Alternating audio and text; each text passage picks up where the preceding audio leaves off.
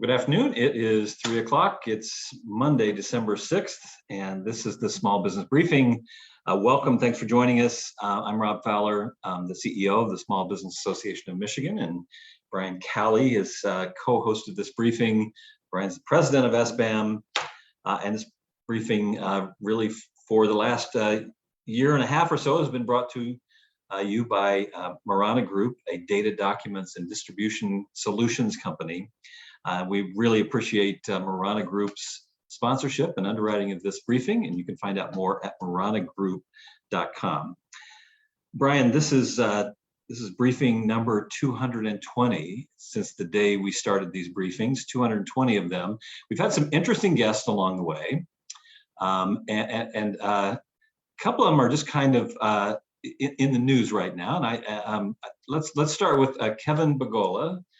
Kevin owns Bridge Street Exchange in Fenton, I think, and he has the national mullet competition that he has hosted. It's been a terrific marketing effort, but you got a little gift from Kevin. Yeah, you got to see this. Just came in here. It's a calendar. It says Mullet Life. See that? Oh. Remember when Kevin was on the briefing a couple of weeks ago? There was that line that the mullet, it's about the lifestyle. And now some of the pages are not rated, for the small business briefing on this calendar, but it was pretty hilarious. But anyway, Kevin has just done such an awesome job with this small business in Fenton, and so you can shop online at his store, Bridge Street Exchange, but also visit the store too, and really great marketing mind and a cool story, a cool example of a small retailer in Michigan. And anyway, Kevin sent that in the mail there, and it just it brought him to mind again. Another one was Sheryl Sandberg, the chief operating officer of Facebook and a author and entrepreneur herself, and she does an annual gift that she gives to people who are on her list, and it's kind of interesting this year. Yeah, you got one of these, right? Right. Yeah. So I did. Right back here is the box. Got several small things from what are called Sheryl's favorite small businesses, and so on the back of the card it says who they are and where they're at. Two of them this year are small businesses from Michigan. So there's Everybody by Dutton Farm, a beauty brand providing employment for adults with developmental disabilities. We had Jenny Brown on the briefing here just recently, and LJ Essentials, a bath and body shop producing all natural healing products, and that they're in Flint, Michigan. And so it was really cool to see two Michigan companies show up on here, including one of them that we just recently had as a guest on the briefing, Jenny Brown, who's also a part of our leadership council at SBAM. Yeah. Well, very cool. Let's dive in. It's Monday. That makes it Data Monday. Let's take a quick look at the trends. Yeah, the trends look pretty similar to last week, which is to say not good. But I want to point out a few things that I think are in terms of what to expect here in the coming future. This first slide actually is an economic data slide we're going to get to later on in the broadcast here. But first is what's happening across the United States. So this is the trend across the entire pandemic. And you can see as it was going down, it didn't get as high as before. This was driven by the South during the summer months. Came down and then kind of back up. Now this little dip right here has everything to do with testing. Testing dipped during Thanksgiving. Cases didn't really dip at that point, so just kind of ignore that little jaunt down and think of it as just a line that has been going back up, but driven by a different part of the country as before. So as we look at the different regions, as like the spaghetti slide, as I think of it, it's got 4 different regions of the country. You'll notice that the Midwest is the one which is the highest. Last week when we looked at it, the highest state in the country was Michigan. Now it's New Hampshire. Michigan is still top 2 or 3, probably third now, but not because Michigans have come down, but because a lot of the Midwest and the Northeast has risen up to the same types of types of numbers. But you'll notice everywhere in the country is going somewhat up. It's just a matter of whether or not they were up from a higher place or up from a lower place. Looking at the heat map across the country, you can see it very pronounced here. So this is, I like this map because it gives you a sense in the cases per 100,000, what county by county, what the country looks like. And you'll see that in Michigan, pretty dark red, although I think there's maybe a few signs that maybe things are slowing down in Michigan a bit. Looking at hospitalization again, this is across the country, you'll notice that it was up, didn't get as high as the previous peak, and now it's back on the rise, but because of a different part of the country. In the summer, it was because of the South, now North, East, and Midwest, and other parts of the north of the country. And then looking at fatalities, deaths related to COVID-19, and you'll see didn't get as high the peak as last winter, but stopped going down, and in fact have started to go up some again. And definitely we're experiencing that in Michigan too. This is what the Michigan chart looks like. I'm sharing this this one so you can see kind of this peak is higher than before, maybe has started to come down a bit, but if you look at just the last 90 days, it spreads out that 90-day period so you can see what the trend looks like. And so I really wanted to understand this. Why is this jumping around and going down so much? And it really does have to do with the testing and the rate of testing that has happened. So if you take a look, here are the tests for the same period of time, tests over the last 90 days.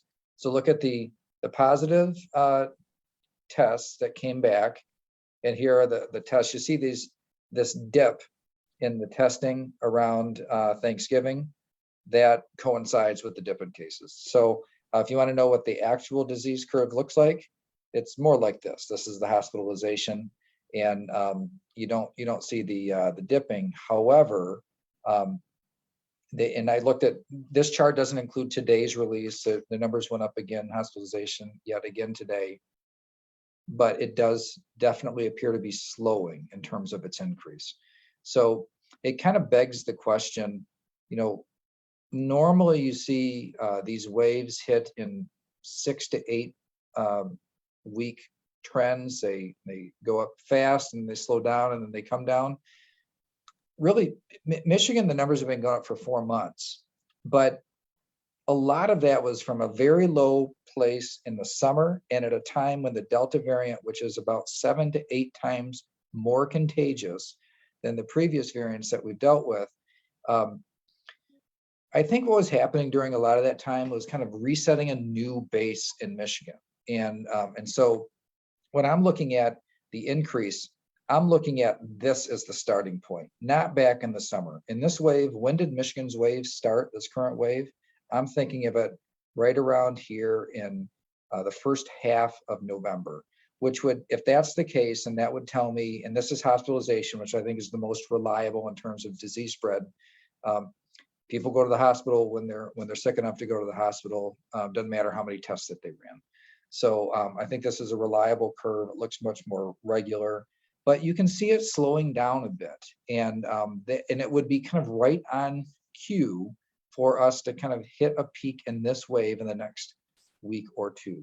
We definitely need that because the hospitals are very full.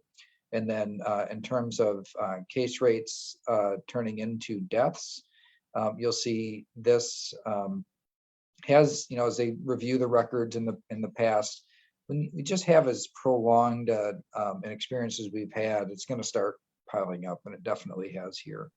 So in terms of our experience and the numbers, I wish that I had better news, but it's proven difficult to predict the second half of this year what's happening. But now, kind of with a look back on this really, really long, slow moving wave, I think the beginning of it really wasn't a wave. It's just setting a new baseline of the Alpha variant compared to the Delta variant. I mean, I think that's what most of this 4-month trend of increase was. Go back about a month ago, and that's when this wave really started.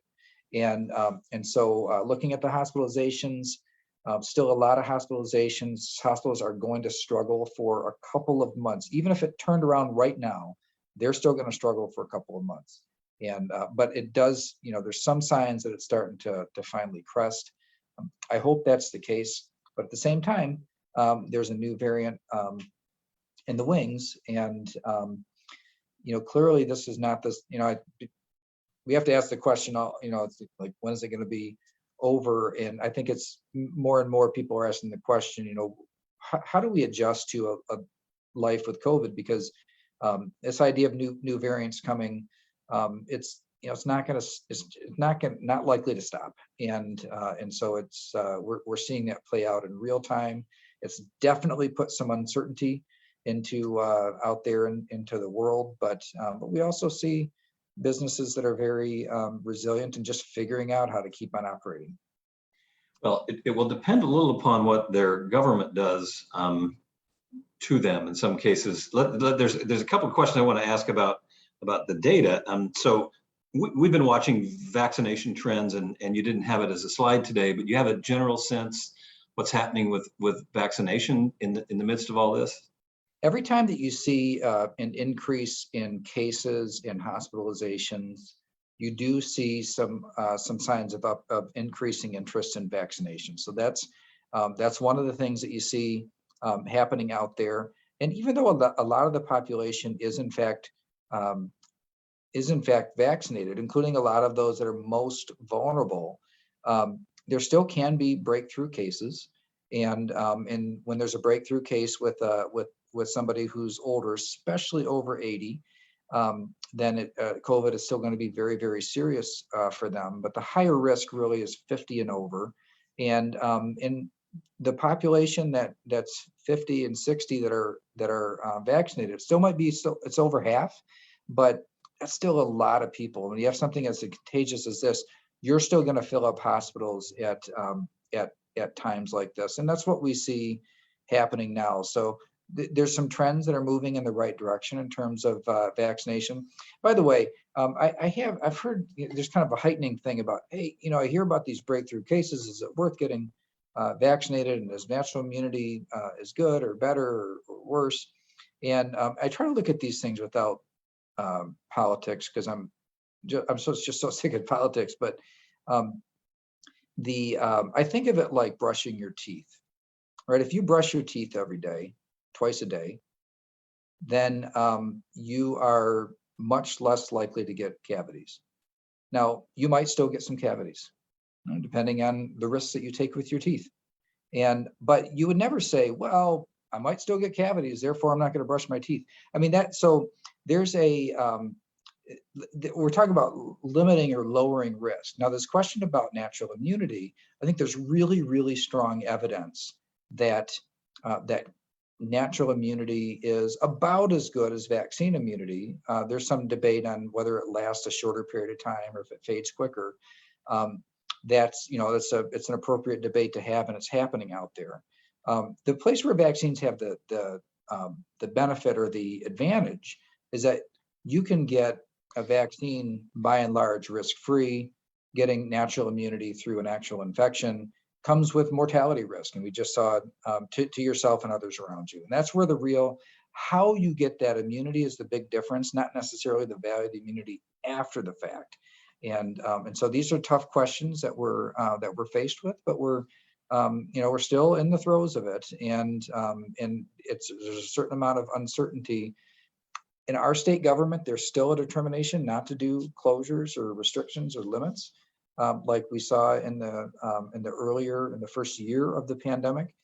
But it does make me nervous when I see the hospitalization rates rise as high as they are now, that perhaps that could change. I've not seen any hint that they're thinking of changing that, but that's why I'm just hoping that we're about to hit the crest and maybe take some of that pressure off.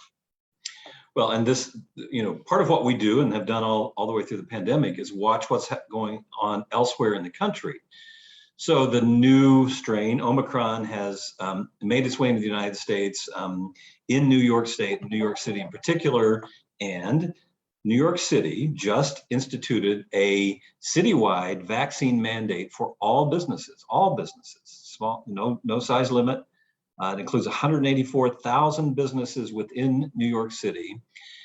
I got to think that's so bad for the New York City small businesses, because tight labor market, proximity to other labor markets where people could, they're 90% vaccinated. So what does that say about that 10%? They really are dedicated to not being vaccinated. And my guess is they may go work someplace else. And, so I mean, that's, it's in the news, it's happening, it's a public policy response.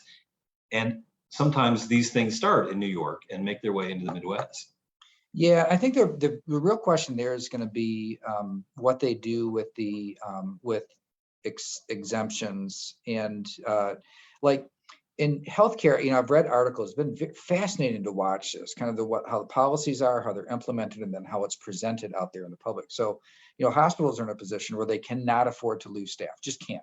And so I've seen articles that said, well, a vaccine mandate was put into place, and it's tiny fraction of people decided not to comply, and therefore either left employment or were fired. But 99-point-something% complied with it.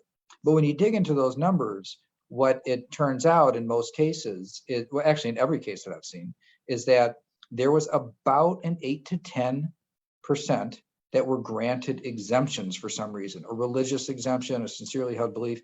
So the policy was presented in a way like, hey, clamp down.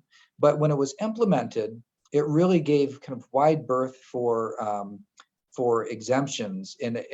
So you didn't end up with as much disruption. I think that's really the story in a place like New York, where they're doing a clampdown and they do this policy. Are they actually going to implement it that way or not? If they do, if they're really tight on the exemptions, first of all, it makes it legally vulnerable. But second of all, it does make those businesses vulnerable to losing staff that, a lot of people live someplace else and work in the city. I mean, a lot of people can't afford to live in the city. Yeah. And so the idea that they might take a job somewhere else when there clearly is, everybody's hiring everybody. Even Santa Claus positions are open. I read an article, 3,000 open Santa Claus positions right now. And I mean, there's so much demand for people. And so I think those places that do kind of put the screws down are probably going to experience an exodus of employees to neighboring jurisdictions. Well, you heard it here first. There's a shortage of Santa Clauses this year. So, wow. Hey, so back in Michigan, one of the, you've talked about the hospitals, and we're back to really full capacity in some of our hospitals. One of the things that has been happening in response to that is calling on the federal government, the military in particular, to send a team of healthcare people, doctors and nurses from the Department of Defense.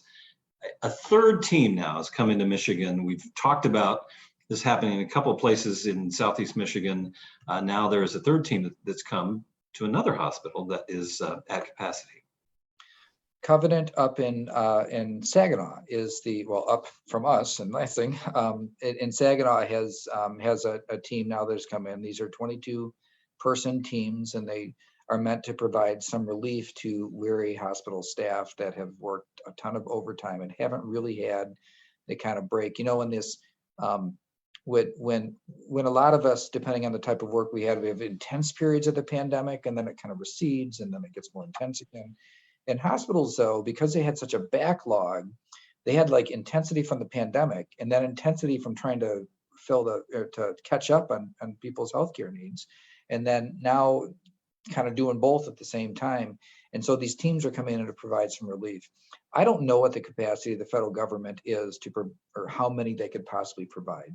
One of the things that President Biden said last week in his COVID winter response was that the federal support for healthcare workers was something that was going to be ramped up. What does that mean? I don't know. I do know that there are many rural hospitals that are in desperate need. So far they focused on the bigger hospitals in the cities. It's my hope that they'll also provide some support to the extent that they have the capacity to help with the rural areas too, because they're buckling under the same type of strain. So I know everybody is short, but the feds have put a third team in Michigan, and I'll be very surprised if that's the last. Well, speaking of workforce, for the last 17 years, we've put out something we call the Entrepreneurship Score Card. It compares Michigan to the other states through the lens of entrepreneurship.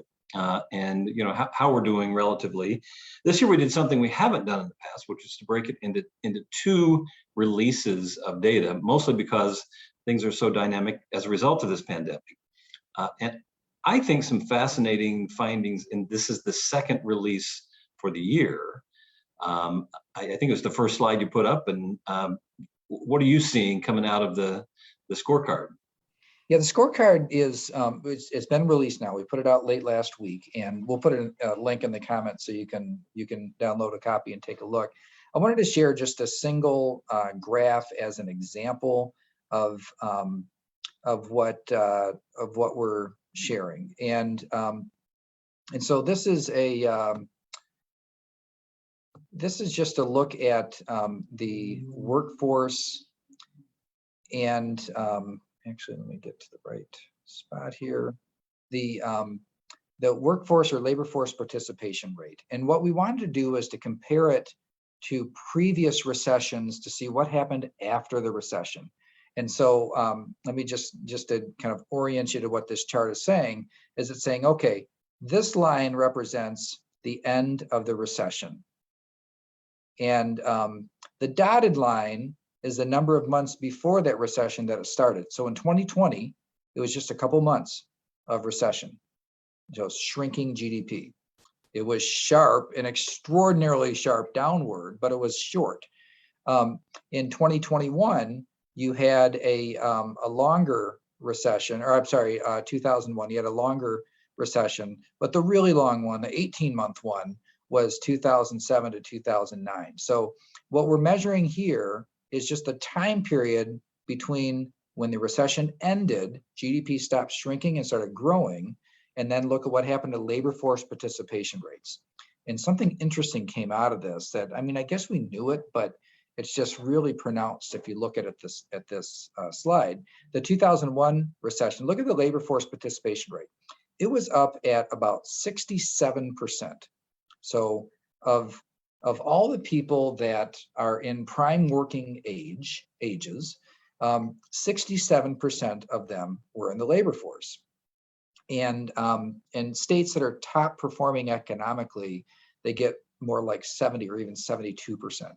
So Michigan was lower, but a lot higher than today. And look at, even after the recession ended, the trend was downward after that 2001 kind of leveled out 45 months after the end of that recession.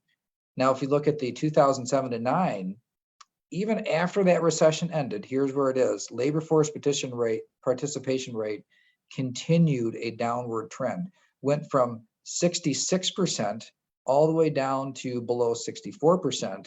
Now pick up on our contemporary times. The 2020 recession ended here. Ended here last summer. The labor force participation rate plummeted down to 60% and little over 60%. And it jumped back up, but it has stayed relatively low, below 62%. And that's, so what this tells me is that, you could feel it before the pandemic hit. There was a shortage in workforce. And we'd heard about shortages, but they were more concentrated in certain industries. And we knew that our demographics were kind of working against us in some ways. But then the pandemic, it dropped, and it feels like it got worse. It got worse. I mean, objectively, it did. And when it came back, it did not come back at the same level. And there's a complicated story behind that. And there's several factors to it. But even though in just the last couple of months, we started to see some improvement, some little bit of improvement in workforce participation rate. Really, this report, one of the things that it zeroes in on is the impact of this long-term decline that has been happening for 20 years in our overall labor force participation rate, to one of the lowest in the country. So again, if you look at those top performing states, for every 100 people that are eligible in that workforce, they've got another 6, 7, 8 people that are out there in the workforce as compared to Michigan. So this report, I mean, that we have felt, as you said, I mean, but it puts it in an interesting context in the data. Also talked about changing consumer habits, online shopping that we've also talked about and felt in small business retail, and the effect of remote work on places, on downtowns in particular. So interesting read, and again, sort of putting some data behind some of the things that we know and have been living through.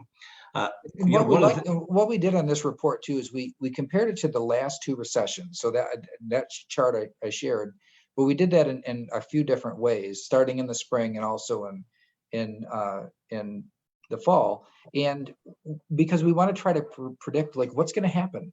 And even though like after the recession, we would predict that there is going to be a strong overall economic recovery, that it's going to create opportunity. But one thing that we cannot predict is that the labor force participation rate will naturally recover after recession, because after the last 2 recoveries of a recession, it didn't.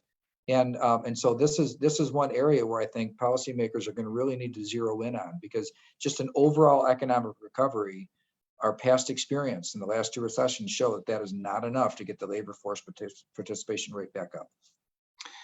Well, speaking of that, one of the things that we've been talking about is the effect of all that tight labor force, lots of demand, not so much supply, is that wages have gone up. Michigan is a state that has a state minimum wage, and it is set to go up every year by law, and it's pegged to a consumer price index. Last year was actually put on pause because the law allows, in a high unemployment rate kind of environment, for it to be paused. But this year we are expecting that there will be a minimum wage increase taking effect January 1.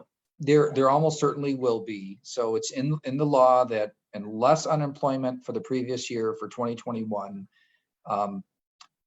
averages month by month over 8.5%, which it will not. We already know for sure that it won't. That the minimum wage goes up by inflation and by the consumer price index. And Michigan's minimum wage was $9.65. It will go up to $9.87 on January 1st. So for any of you that have any employees at minimum wage, I know there really aren't too many out there that do anymore. And there are several other aspects of minimum wage. So the regular minimum wage going to $9.87 an hour. The 85% rate for minors ages 16 and 17 will go to $8.39 an hour, and tipped employees to $3.75, and then the training wage of $4.25 an hour for newly hired employees 16 to 19 for the first 90 days of employment remains unchanged. So that may or may not affect anybody who's watching today, but would definitely encourage you to check out the Department of Labor website at the state for more or additional information. But I think that the department is rightly assuming that unemployment will not average over 8.5% this year, and therefore the minimum wage inflationary increase will kick in. It will affect your responsibility to put that, to post the minimum wage in your posters inside your business. And if you need those, you can find help at sbam.org. So we can help you with your posters. Finally, Brian, the legislature is in a little bit of a sprint to the end of the year, and there's a big issue that's kind of hanging over right now. It's Michigan, in a pretty high-profile way, lost out on a couple of very big economic development projects, and I think is determined not to let it happen again. Plus, there's a couple of very large projects floating around out there. What are they doing, and what's your sense of what's going to happen in our legislature? The legislature and the governor are negotiating economic development incentive legislation packages right now. They're focused in on site development. So one of the things that Kentucky and Tennessee did to win the Ford battery plants was to have site-ready places for huge tracts of land that they could just locate in, and to get those ready. So that's part of it, and other types of incentives to go along with it. I think the idea is that the center of gravity on building automobiles is changing. That these cars in the future are more and more being built around the battery, and they want those batteries made here, the economic developers in the state of Michigan. So that's happening. We are engaging in that as a general rule, even though those aren't small business incentives. It's not our thing to work for or against. But what we are encouraging the policymakers to think is not to, first of all, don't pick industries. If you're going to do incentives, how do you know which industry is the right one to invest in the future? I mean, it could change any time. So to be more open about the industries that you're working with, but also to keep small businesses front of mind in these activities. These incentives are usually structured around these mega deals, but the majority of our job growth, which is why government is interested in economic development, is for job growth. The majority of the job growth comes from existing companies that grow bigger. Some of them are already big and grow bigger, some are smaller and grow bigger, but it's the home team. So they have to keep their eye on the ball on keeping the environment for success strong for everybody, not just chosen industries. Perfect. Well, let's leave it there today. Thanks, Brian, and thanks for joining us today. Lots to talk about, and we'll be back here on Thursday to keep up on it. Thanks for joining us. Remember to shop small all season long. See you next time.